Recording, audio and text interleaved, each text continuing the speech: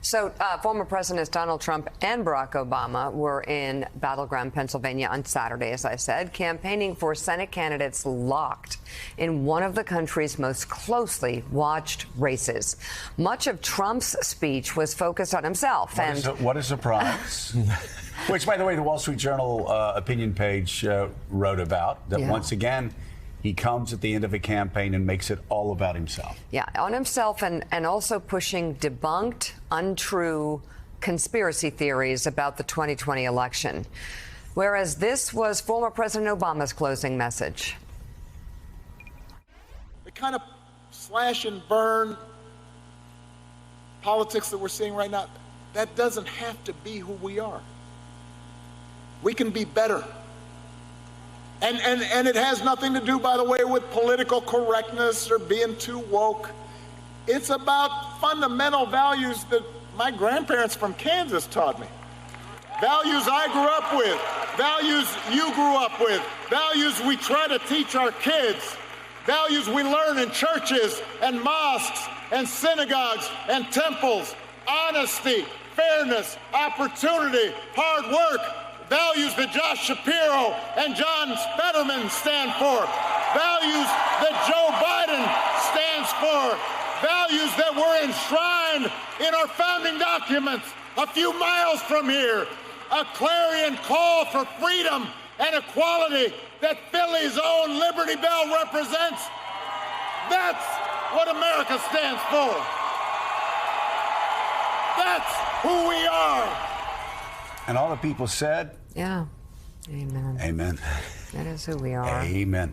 John Meacham, I'm a big believer in gravity. The small c conservative in me, I believe in gravity. I believe that if you, for years, torture parents whose children were slaughtered in a schoolhouse in Connecticut, eventually the laws of gravity will catch up with you, and you will be chased by creditors for the rest of your life.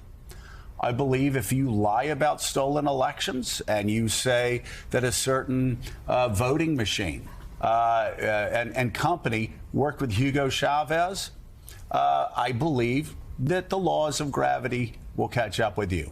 I believe that too politically, that we are a people who, before 2015, we are a people who always looked for the optimistic leader, that looked forward, that told us we were better, we could be better, we could move toward a more perfect union. And we're watching President Obama there, and I know a lot of people like me were stirred by that optimism. But think back.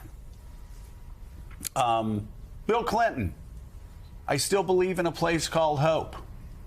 Let's build a bridge to the 21st century. You look at he was positive. You look at other leaders that were positive in campaigns. Reagan, of course, was one of the great examples. I still believe that America's greatest days truly do lie ahead. And you can go back, and Americans, even in divisive times, have wanted to believe that we are moving forward. We have in Donald Trump and in Trumpists people. Well, with Trump, we have somebody that basically threw out a mob threat yesterday when talking about Nancy Pelosi. Yeah, how's she doing? Right? Talking about shooting people on Fifth Avenue, talking about violence. And I don't know. It may not happen tomorrow, but I do believe that Barack Obama, Ronald Reagan, I believe those optimistic campaigners, they eventually win the day again. This starts with Thomas Jefferson, who talked about America as the world's best hope. Lincoln adjusted the phrase slightly to call us the last best hope. President Reagan 50 years ago, 60 years ago in this season, said that we were the last best hope of man on earth. And Reagan did something that not many people can do, and that's improve on Jesus when he called America a shining city on a hill. I've actually heard ministers from pulpits say, as Jesus said, America shall be as a shining city upon a hill. How that sounded in the original Aramaic, I'm not sure. But that's how powerful Ronald Reagan's capacities were. Democracies, like human beings, are a battle between hope and fear. Edmund Burke, who also believed in the rule of gravity, the law of gravity, said there's no more unreasoning emotion than fear. And if you think about it, fear is the loss, the anxiety created by the prospect of the loss of something you love, right? The anxiety created by the prospect of losing something you love. And what Donald Trump has been a master at is convincing people that everything they love is about to slip away, and that he stands between them and that loss. And so the counter argument is a difficult one to make, because it does require people to look ahead as opposed to just around them right now. And I think that's what President Biden, the argument he's made, President Obama, everybody you've listened. This is not a partisan point, by the way. The fact that it sounds partisan is part of the trouble we're in.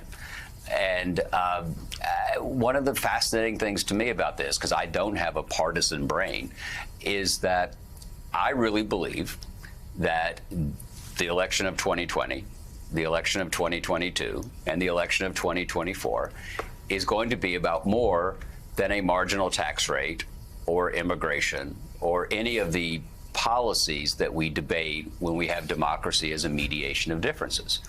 I just think this is more fundamental than that. And I want people who will treat American politics as what I think it was from 1933 to 2017, which is this figurative conversation between FDR and Reagan. And that's the conversation that I think is coherent and can deliver for us. If you see it as total war, then it's going to be total war.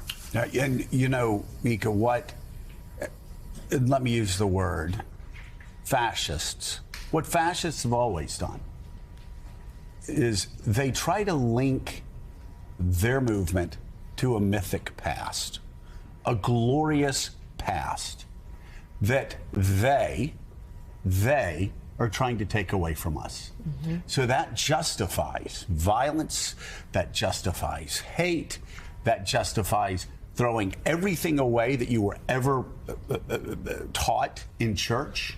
But I want you to listen and focus on what Barack Obama just did. He competed with that lie by saying, we are better than this. And he talked about we're just a couple of miles away from where they made the Constitution. An imperfect Constitution. A Constitution that recognized slavery as part of the compromise to found this republic, which, of course, led eventually to a civil war. But Barack Obama wasn't afraid to look to our past with clear eyes and say, look how far we've come. We need to keep moving toward that more perfect union. That is who we are as a people. And he gave hope.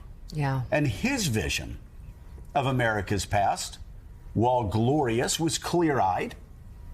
And I believe it competes quite well with the lie that Donald Trump and so many Trumpists are trying to push. And yet a lot of people actually believe the lie as fact.